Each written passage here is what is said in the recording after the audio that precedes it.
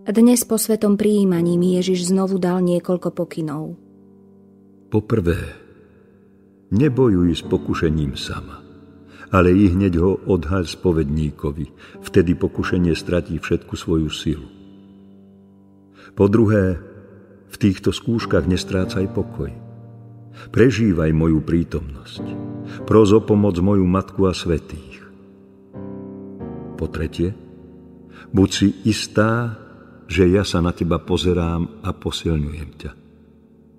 Po štvrté, neboj sa ani duchovných bojov, ani žiadnych pokušení, lebo ja ťa posilňujem, len aby si ty chcela bojovať. Veďže víťazstvo je vždy na tvojej strane. Po piate, veďže statočným bojom mi vzdávaš veľkú slávu a sebe zbieraš zásluhy. Pokušenie ti dáva príležitosť preukázať mi vernosť.